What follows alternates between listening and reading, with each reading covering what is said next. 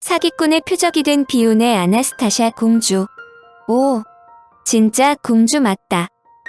질리아르와 올가 여대공의 가짜 판정에도 불구하고 그녀가 진짜 아나스타샤라는 주장도 끊이지 않았다. 이 당시 아나스타샤를 올가 여대공보다 훨씬 잘 알만한 인물로 안드레이 대공이 있었다. 아나스타샤의 숙부인 안드레이 대공은 차이코프스키 부인이 자기의 조카라는 것을 조금도 의심하지 않았다. 안드레이 대공 외에도 많은 친척들이 차이코프스키 부인을 진짜 아나스타샤 공주라고 생각했다. 아나스타샤는 안드레이 대공이 1916년 러시아를 방문했다고 말했다. 그러나 안드레이 대공은 이 방문을 극구 부인했고 시릴 대공은 그녀를 뻔뻔스러운 거짓말쟁이라고 비난했다. 그러나 1949년에 전 러시아군 위원대 연대장이었던 나르스키 대령이 아나스타샤가 주장한 바로 그 시기에 그가 비밀리에 러시아를 여행한 적이 있다고 증언했다. 이 사실이 추후 안드레이 대공 이외에도 많은 친척들이 차이코프스키 부인을 진짜 아나스타샤 공주라고 생각하게 되는 결정적인 이유 중의 하나였다. 유명한 인류학자인 오토 레이는 그녀와 아나스타샤의 사진을 판독하고 두 여자가 동일인이거나 일란성 쌍둥이가 틀림없다고 증언하기도 했다. 1927년 차이코프스키 부인은 로마노프 왕가의 사촌인 게우주드 류텐베르 공작의 집인 제온에 머물렀고 그곳에서 헬릭스 다셀 대위를 만났다. 다셀은 황제의 세 번째 딸인 마리아가 사령관이었던 드래곤 부대의 기병대 장교였다. 그는 갈리시아에서 부상하여 짜르스코이에세로에 있는 작은 병원으로 후송되었는데 그곳의 관리자로 임명된 사람은 바로 마리아와 아나스타샤였다. 두 공주가 혁명이 일어나기 전에 다셀 대위를 자주 찾아와 여러 달 동안 만났기 때문에 다셀도 아나스타샤 공주를 잘 알고 있었다. 다셀은 차이코프스키 부인을 만났을 때의 인상을 다음과 같이 말했다. 손수건 때문에 그녀의 입은 보지 못했지만 그녀의 창백한 긴 손가락을 보았을 때 제가 알고 있는 공주의 손과 비슷했습니다. 그런데 그녀가 깜짝 놀랄 만한 이야기를 했습니다. 다셀이 사진 한 장을 보여주면서 이 남자가 누구냐고 물었더니 다음과 같이 대답하더라는 것이다. 그는 나의 친구인 세르귀이에프 대령이에요. 그 포켓 말이죠. 세르귀이에프 대령은 포켓에 손을 넣은 채 공주들과 자주 만났기 때문에 아나스타샤 공주가 그에게 포켓이라는 별명을 붙여주었다. 그 대령의 별명이 포켓이라는 것을 알 수 있는 사람은 아나스타샤 자신밖에는 없었다. 우리 아빠가 하셨듯이 옷을 벗기겠어요? 의사 보투킨의 딸이 이렇게 말했을 때도 그녀는 아나스타샤가 아니면 할 수 없는 대답을 했다고 한다. 알겠어요. 홍역되었죠. 의사 보투킨이 아나스타샤와 함께 있었던 시절은 공주들이 홍역에 걸렸을 때였다. 또한 보투킨의 딸이 그린 스케치를 보여주자 차이코프스키 부인은 이렇게 말했다.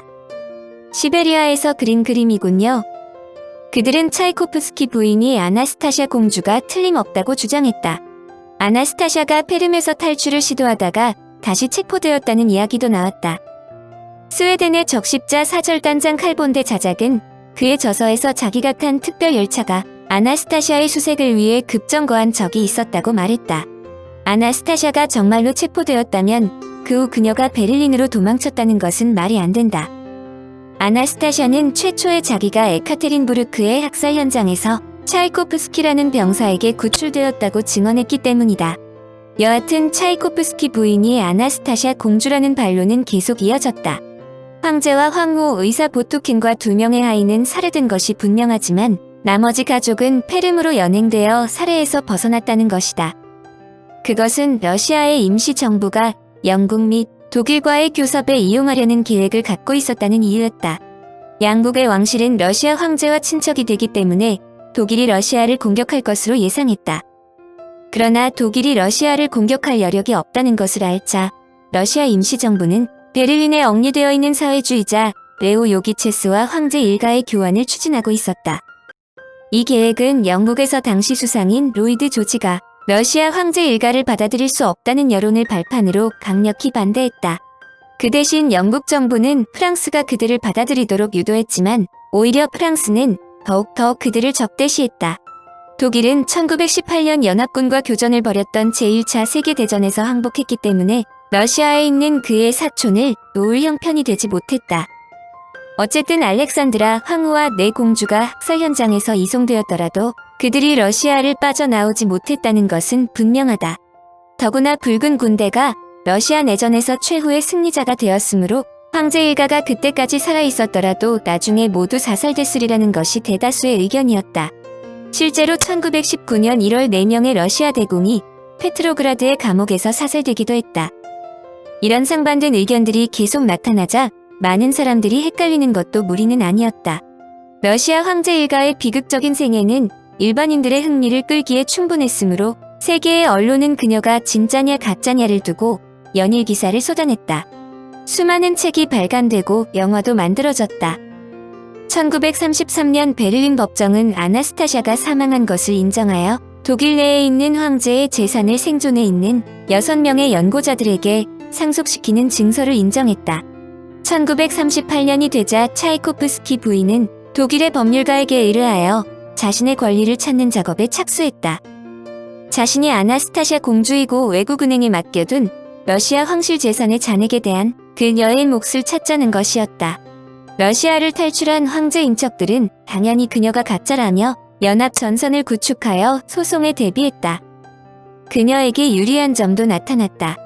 병원에서 정밀 검사를 받았는데 엑스레이 검사에서 총 개머리판으로 맞아 생긴 것으로 추정되는 타박상이 머리 부분에서 발견되었다.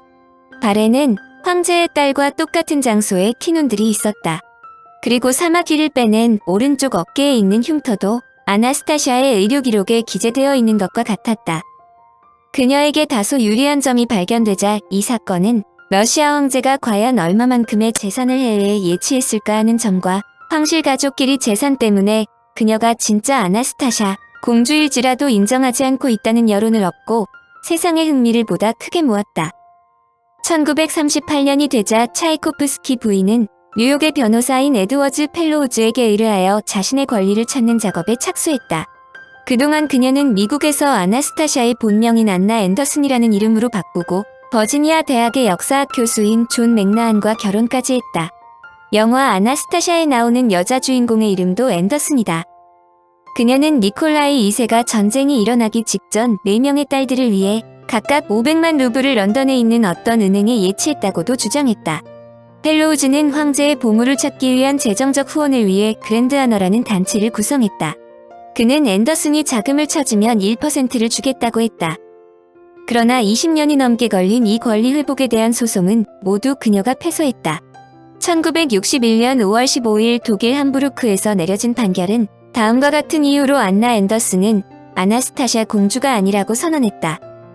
1. 그녀는 재판정에서 요구한 신체 검사와 언어 검사서를 제출하지 않았다.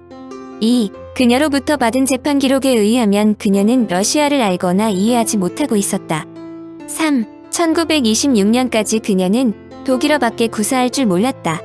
그 후에 영어를 배웠다. 특히 그녀는 러시아 황실에서 함께 지냈던 사람들과도 독일어로만 언어 소통이 가능했다. 4. 아나스타샤를 보았던 많은 증인들이 앤더슨 부인을 아나스타샤로 알아보지 못했을 뿐 아니라 앤더슨 부인 역시 그 증인들을 알아보지 못했다. 꼼꼼하기로 유명한 독일 법원의 판결은 간단하다. 러시아에서 태어난 공주가 러시아어를 모른다는 것은 원초적인 문제가 있다는 것이다. 독일 법원의 판결은 차이코프스키 부인의 주장을 거론할 여지가 없을 정도로 만들었다. 그런데 그녀에게 다소 유리한 증언도 나왔다. 아나스타샤가 살아남았을 가능성이 있다는 증언이다. 1965년 하이리 클라인 메첼은 총살이 집행된 지 몇 시간 후 심한 부상을 입은 아나스타샤를 보았다고 주장했다. 그는 당시 황제 일가를 감시하던 경비병의 군복을 만드는 재단사 밑에서 견습 생활을 한 사람이었다. 그는 처형이 있던 날 밤 재단사 가게에서 이파티 F 저택으로 군복을 배달하러 갔다. 그리고 그곳에서 총성과 비명소리를 들었다. 그날 밤 늦게 집에 돌아와 보니 안주인이 물을 끓이면서 그에게 방에 들어가지 못하게 했다.